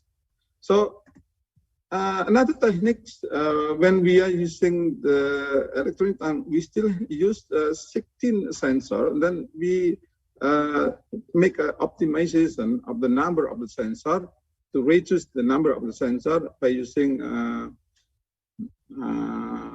genetic algorithm, and then also we are using the simulated annealing and many techniques to select the most contribute the sensor for the differentiation of all the sample. Like in the case of our case here, from the 16 sensor, we then process, and then we choose only 2 sensors that contribute significantly. So it means that from the 16 can be represented by only 2 sensors, that is sensor number 8 and the 12. So here kopi luwak is also separated perfectly from another coffee, not kopi luwak. Then we say that the accuracy of the system will be 100%. So it is also possible and easily in application. Another application, we also use the electronic tank for authentication of Zam-Zam water. You know that the Zam-Zam water is also high price compared to another mineral water. And then from this PCA plot, we see that the Zam-Zam water is also make a one group compared to another both mineral water and commercial and local markets. So the result is also similar like this. We choose only using 2 sensors to differentiate between non-Zam-Zam water like this and Zam-Zam water like this. So we add another sample from the distillated water will be here. So still differentiate between Zam-Zam water and another water in this case. So another application of electronic tanks is possible to detect early detection for seminal muscular atrophy disease. This research is still since 2018, but due to the pandemic of COVID-19, this project still to be stopped, and then we'll continue after maybe next year. We'll continue to make a technique how to detect the disease effectively, easily, and also low cost, maybe. So there are a lot of applications that we have already developed, and here we also show you the commercial products after studying about the development of electronic tongue. Then we have the branch of electronics is Alto, like this, and then we completed with what we call another accessories and although the analysis, software analysis of the system. We also developed the electronic nose for Ganoderma. So we call the Enos G. This is for detection of Ganoderma in palm oil plantation directly. And then we also developed the AI-based electronic eye. So this is a very small device that we are able to make some application. I will to show you later. And this is another example of our electronic tongue with a very simple auto-sampler. And we are now developing more compact auto-sampler. So, for example, in the next time when this system will be applied in the industry, for example, we have, for example, 100 samples. Then you can run in the evening and in the morning the next day. We will have a lot of data, so it will be interesting, I think, because it will be economically efficient. And then we also developed another, as I already mentioned before, that we are developed lens-free microscopy. This is a project between our group and also from the research group from Germany. So because the system is connected to the artificial intelligence, so it is possible to recognize what is kind of cell, and then this is the cell tracking, for example, and this technique will be available, inshallah, will be available in the market next year, inshallah. And today is still in a development of the artificial intelligence to be more robust and better. And another application, it's also possible to make a detection of the type of bacteria, for example. So it is also possible to detect directly the sputum sample that indicate that the tuberculosis or not, and so on. So a lot of application of this machine and this device is also possible in the future. This one is an illustration of our electronic nose for Ganoderma detection. Some researchers from Malaysia and also Thailand is also interested in joining the research and still in developing together. And this is the second type of electronic nose for Ganoderma, and it is available the characteristic in the nanosenseit.com. And okay, for the summary, the mobile electronic tanks show high potential for a lot of applications, including safety, water quality, food product, pharmaceutical, biomedical, and many types of applications. And then low cost with high durability and system of this sensor array is available for mass production, because right now we are developing like a robot for produce the membrane. Then mobile and smart electronic tank will be available soon in the market for specific application. And another commercial product will also be available, including smart AI-based electronic eyes, and electronic nose for treatment detection. And in this opportunity, I would like to show all the participants that in physics department of Universitas Gadjah Mada, we also propose, we have a master of physics by research. This concept is totally different from the regular program because start from the beginning, the student will have a specific topic. So before applying the program, the student should contact the suitable supervisor and then make a decision of the topic of the research, and including the lectures is also different because most of the lecture will be conducted with the supervisor. And the target will be the objective on the program will be produce the good papers. And we also have a doctor of physics in by research, a similar project.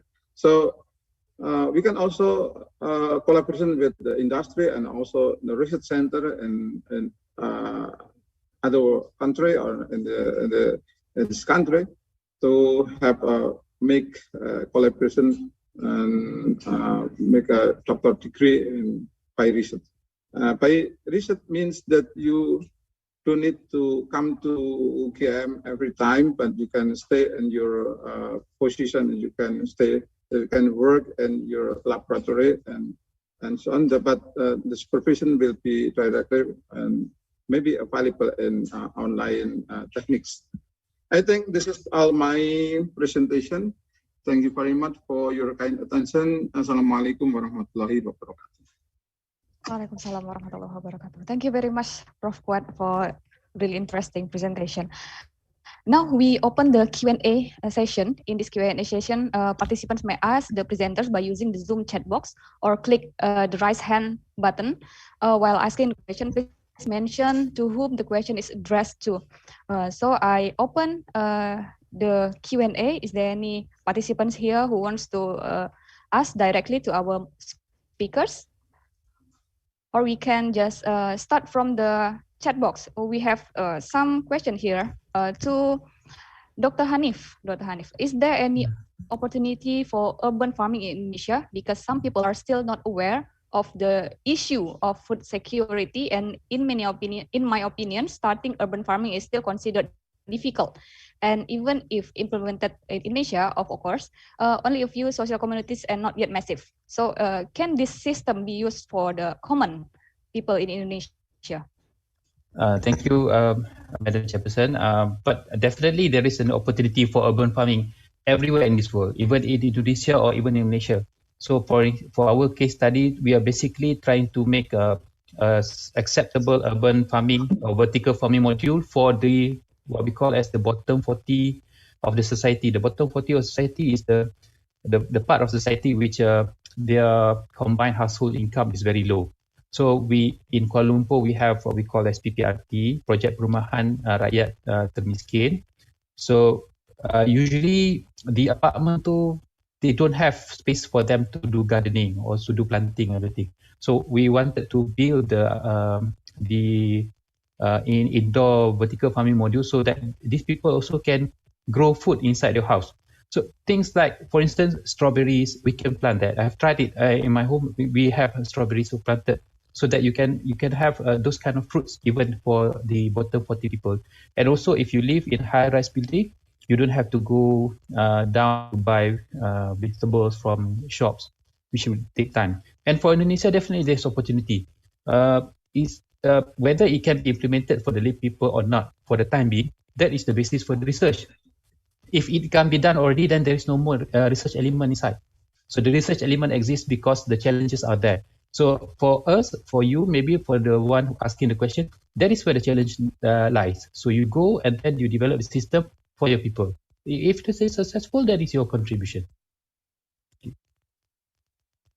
Thank you very much for the answer. And this is continue actually, the question for Dr. Saad. Is it possible to generate and run the indoor and outdoor IoT cloud best for urban farming in one system with local private IP together. Will this affect the request and make it delay for response? Also, what will happen if we use the different connectivity like Bluetooth or indoor farming like LoRa for outdoor LoRa. farming? LoRa, yeah. Okay, okay. There are two things that we have to understand in for the network. Using the network connectivity for the IoT kind of things. Number one is the global connectivity network, which means the internet part of things. Stuff. It means that if I have my farm in, let's say, I have my farm in Sumatra, and then I'm living in Jakarta, for instance. So that the connectivity between two cities. Those are we using the normal connectivity via your mobile providers, 3G, 4Gs, or HSDP, wherever it is available. That kind of connectivity is totally dependent with the mobile provider. And then we have what we call as the field connectivity. The field connectivity is where inside, let's say you have a farming building. Inside the building, you have several vertical farming modules. And between each vertical farming modules, they are connected to a certain gateways. So within this building, the connectivity between the vertical farming modules, those we use field connectivity. So the field connectivity available, like the one that he mentioned just now, LoRa, everything, those are very fast connectivity, should be no problem. So the reason why we have a centralized gateway, then the gateway transfer the data to the cloud, maybe for me in Jakarta, is to reduce the connectivity from the field to the center. So you want to use LoRa and other types of, for instance, ZigBee or maybe NB-IoT, for instance, it should be no problem for the local connectivity. But for the outside connectivity, we definitely have to resort back to the use of the mobile provider. We can have our own network or via VPN, we can connect from Jakarta to Sumatra directly within a single network, but that would be very costly and very not very economical to operate. And whether this will affect, whether the latency will affect vertical farming, it should not affect vertical farming because there are several types of data transfer rate. For instance, if I'm measuring something which change very quickly, for instance, I'm in a factory, I'm measuring the rotating rate of the spindle for some, say, hard disk or something like that. There's a real time in your operation. So you have to measure it in a deterministic manner very quickly, maybe every 1 second, every 1 millisecond even. But for vertical farming and farming operation and for what do you call that, agriculture application, the rate of change for the ambient parameters is very slow. The temperature does not change from 24 to 26 in a matter of millisecond. It takes time to change. So the transfer rate is okay. It has no problem. Okay, thank you very much for the explanation. So the distance is not problem, right? No, it's not problem at all. Okay. We have raised hand here, Indra Zul Pratama. Maybe Indra will ask directly to the speakers. Yes, Bu. Okay, semua, selamat malam wabarakatuh. Good morning. I am Indra Zul Pratama from the Architecture Department of the Sumber Institute of Technology. Thank you, Dr. Rani, for the opportunity. I want to ask Dr. Hanizam of recycled materials. Thank you for the great presentation, Dr. Hanizam. What I want to ask is related to the type of waste material. Is there any other material besides the one that has been described that we can use to replace cements? Then, for better farming, so we swap it for cement, also add fiber as the best solution. Thank you, Doctor. All right. Thank you very much for the question. Yes, Doctor, please. Right. Okay. I think the first question is there any other material, right? Other than what I have listed. Yes. The example, the list that I give is only example, right? So you can use nowadays you can use wood ash, right? Wood also is good for the what you call it as the can be a pozzolanic materials as a ash, and also it can be used as a clinker for the aggregate. So that one is also can be used, because now in Malaysia we have a wood production, and in Indonesia also we I think that we have a similar pattern, similar material that we can use. That one more on agriculture. And also for the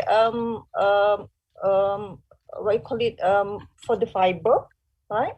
The second question is whether we can use can you elaborate more on the second question on the fiber, is it?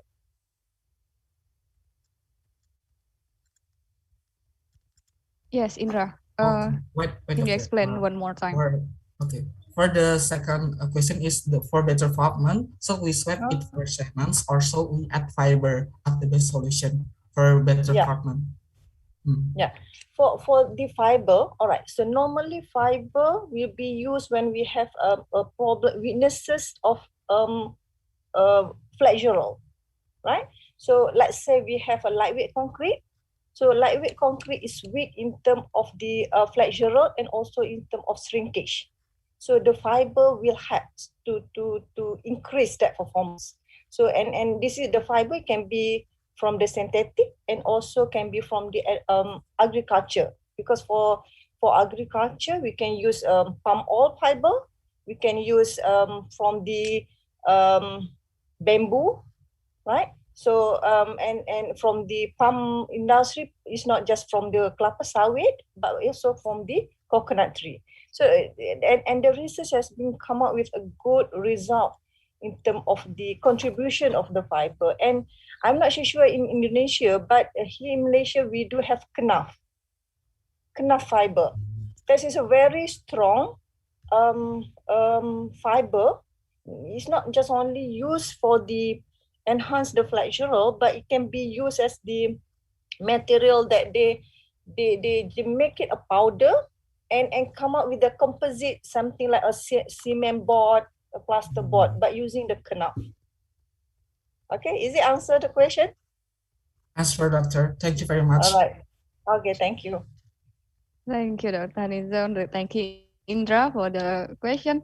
Another question for Prof. Kuat. Is it possible for the electronic tongue to detect the air pollution? Yeah, for air pollution, we can use not electronic tongue. We can use the electronic nose, because air pollution, especially for gas phase, I think.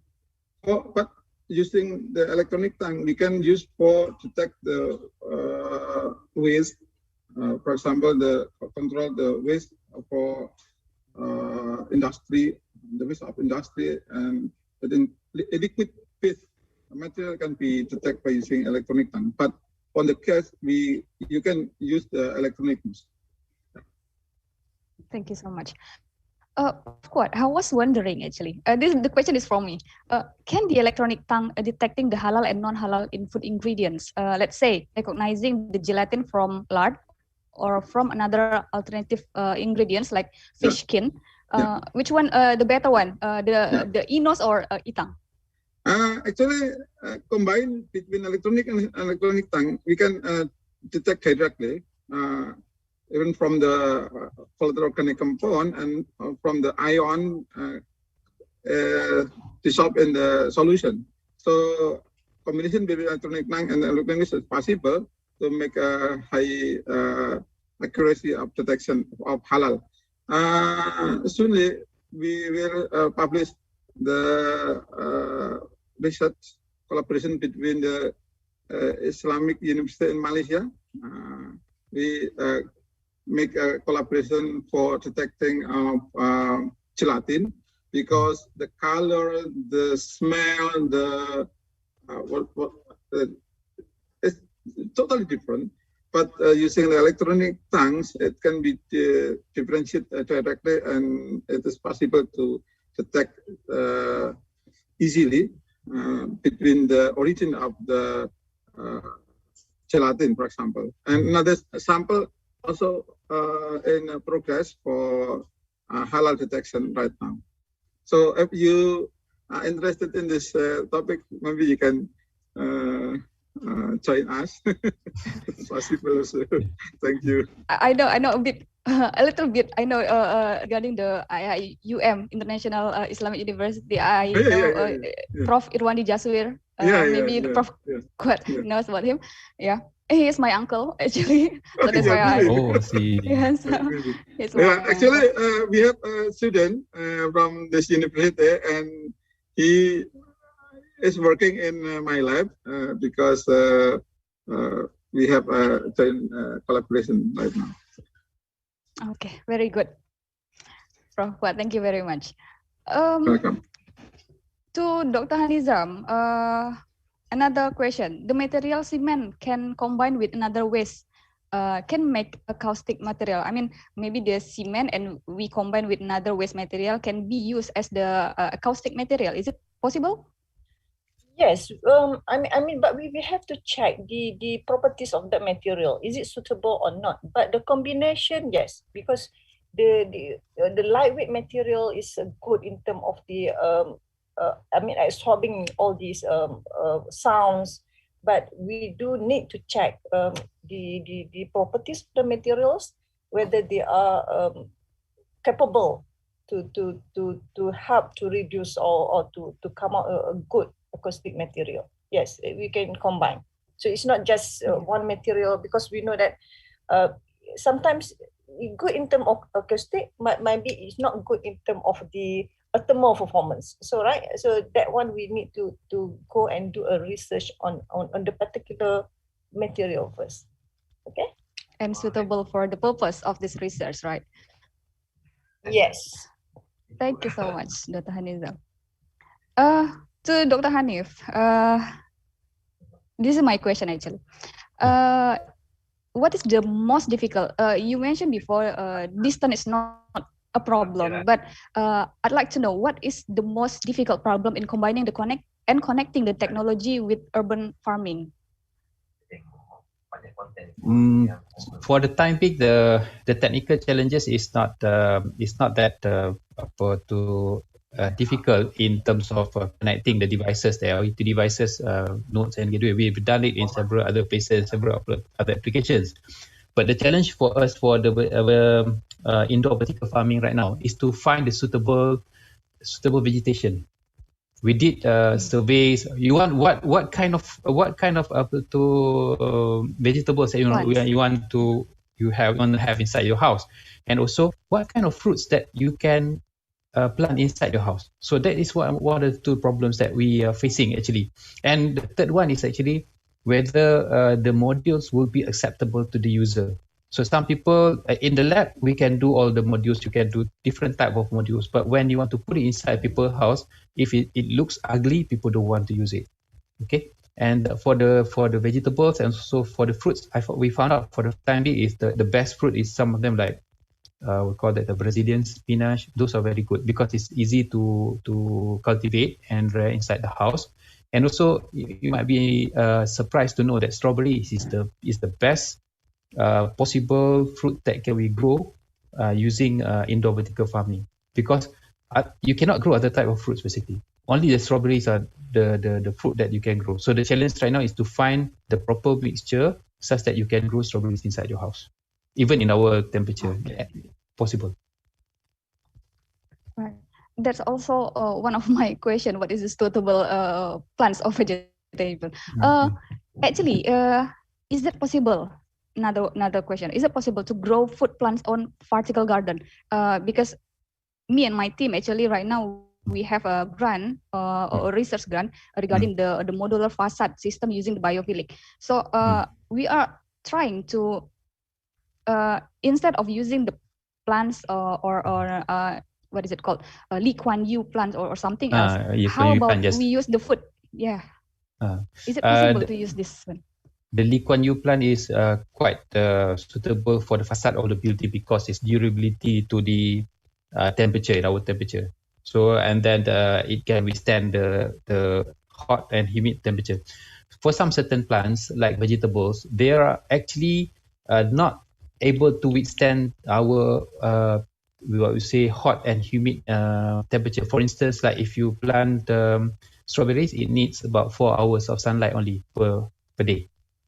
More than that, it can die. Okay, and then for most of those vegetables that we plant, we found out that their main enemy is actually not the outside temperature. The main enemy is actually the rain. We have a lot of rain in Malaysia. So those heavy rains, they can damage the root and damage the plants. So that's why hardy plants like the Lee Kuan Yew plants and other types of plants, sometimes people like to put them for the outdoor facade.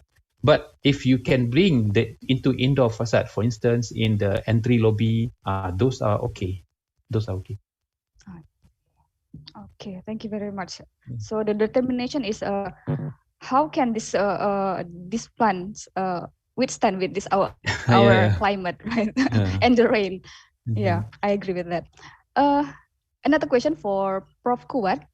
In the development of electronic tongue, how to guarantee the accuracy of the product, especially for application related to medical or pharmacy, and how about acceptability of this product technology compared to previously established products?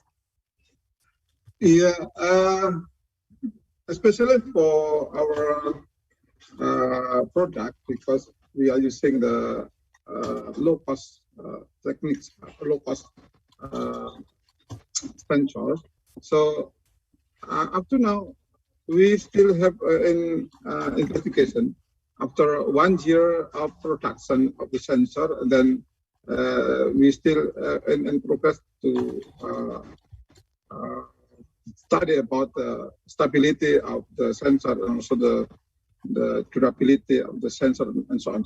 So regarding to the accuracy, I think we still analyze using like cross validation, internal or external cross validation. But in the field of reality, in the factory or in medical application in the fields, still in we still in the preparation. So right now we still prepare for a laboratory investigation.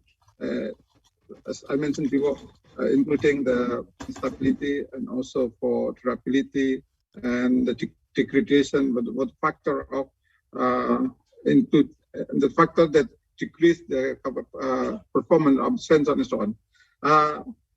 Actually, the accuracy of the electronic tongue is not only dependent on the sensors system, but also on the artificial intelligence we have applied in the system.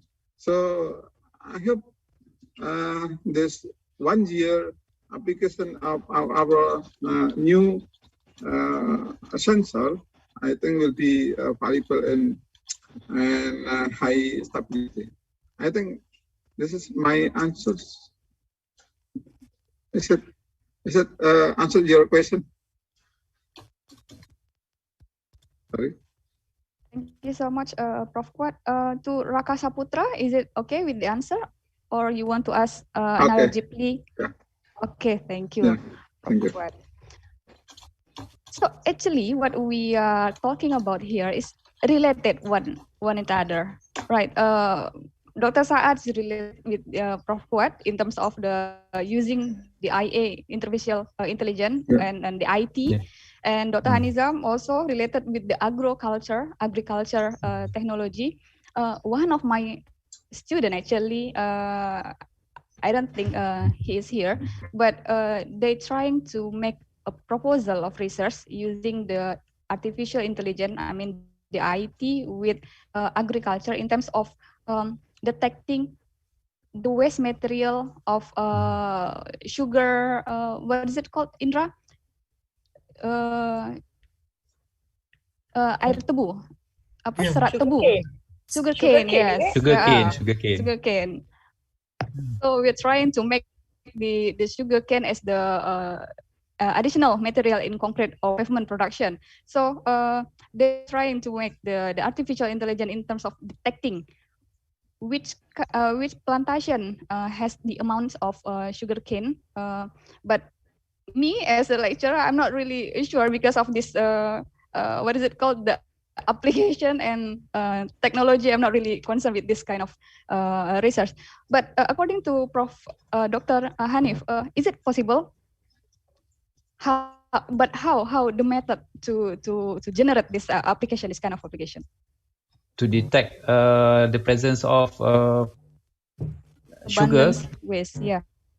abundance of waste. I think the best, if you want to detect the presence within liquid, then the electronic nose from Profquad is the best solution lah. And then or maybe if you want to detect it from air, then in gas form, probably the electronic nose from Profquad is also the best solution. So we are seeing, we have implemented several air quality and water quality monitoring stations in Malaysia and in Putrajaya, for instance. But all the sensors we take from China. we because my team members, we are not in sensor development. We are basically more on system development and IoT and system integration. So basically, if you're looking into that, I think the right person to answer is maybe Prof. Kwal. Yeah, I think he has more knowledge in that. In detecting. All right. Thank you very much, Prof. Hanif. So, any other question for our speakers from the participants, maybe students, or maybe a lecturer? Maybe we have some participants here, 205 right now.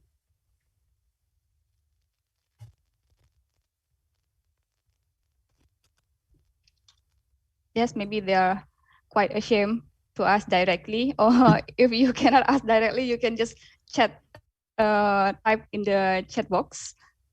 Later I will read the question. Actually, we have still enough time until 11:30, if I'm not mistaken.